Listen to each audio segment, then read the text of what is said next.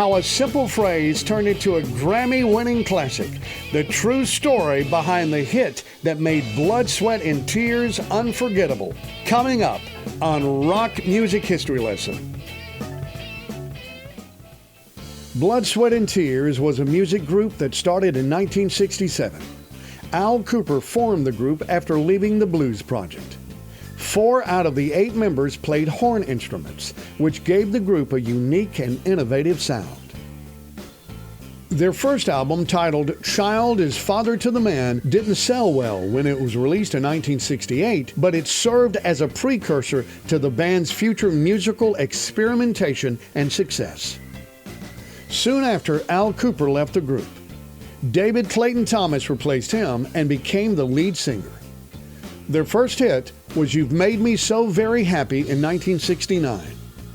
Thomas introduced the song Spinning Wheel to the group, which would later become their most well-known and popular hit.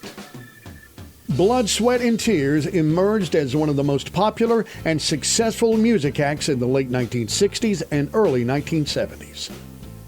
The success of Spinning Wheel marked a turning point in their career, solidifying their place in music history. David Clayton-Thomas began his musical journey, like many other renowned Canadian songwriters of the 1960s, as a young musician performing on Toronto's Yonge Street, a popular entertainment district. He sharpened his skills by participating in a jam session with the legendary Arkansas rockabilly artist Rompin' Ronnie Hawkins and his band. Hawkins was born in Arkansas, but lived in Canada most of his life.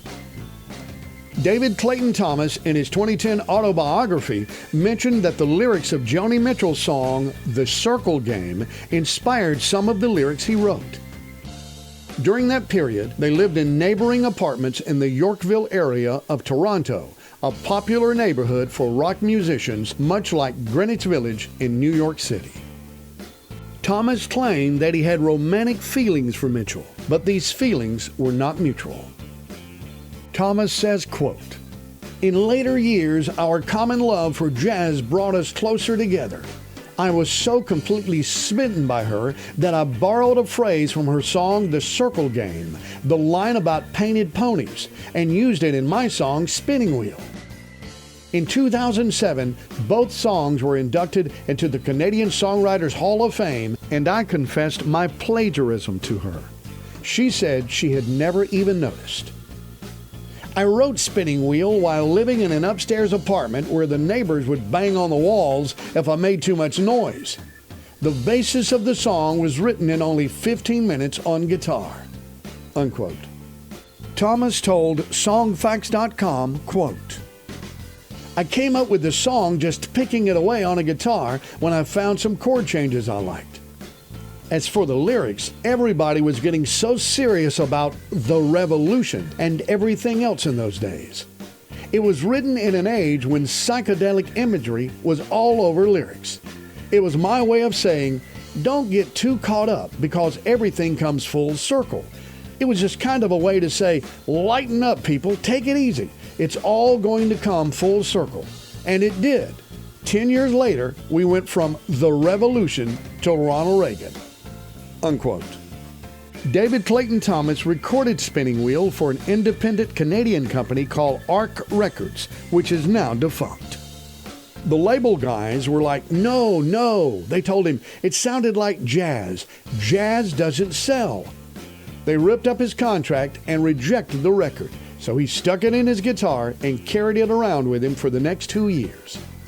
When he joined Blood, Sweat, and Tears, he played it for them, and because they were all jazz musicians, they related to it immediately. They took the demo he recorded and put horns to it. The addition of horns made a significant difference. Thomas credits the powerful influence of Lou Soloff, the talented horn player from the band Blood, Sweat, and Tears, for the impact the horns had. Thomas says, quote, "There's never been another one like Lou. Even to this day, when I'm playing shows or hiring musicians, I'm always saying, can you play that Lou Soloff solo? If you can't hit the double G at the end of that solo, you don't get the gig. And there are very few who can." Unquote.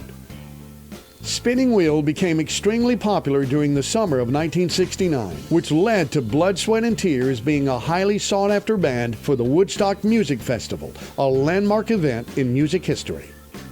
They were the second highest paid performers at the event after Jimi Hendrix. However, in the end, their payment didn't matter because they didn't receive any money. This experience at Woodstock, despite the financial setback, further solidified their status as a legendary band. Thomas stated that the reason they were not featured in the Woodstock film was that if they were included, they would have been entitled to receive a portion of the movie's earnings from ticket sales. He says, quote, "In a way, it's a shame because we were kind of cut out of history," unquote. The album version of Spinning Wheel runs at 4 minutes and 5 seconds and has a wacky ending where the band plays a rendition of the Austrian folk song, "Did You Ever See a Lassie?" The single edit version that was played on Top 40 radio was 2 minutes and 39 seconds long without the ending. Spinning Wheel by Blood, Sweat and Tears climbed to number 2 on the Billboard Hot 100 in 1969. The song was nominated for 3 Grammys in 1970. It was nominated for Record of the Year and Song of the Year. The album itself won the Grammy for Album of the Year in 1970. If you'd like to hear Spinning Wheel by Blood, Sweat and Tears, hit the link in the description box.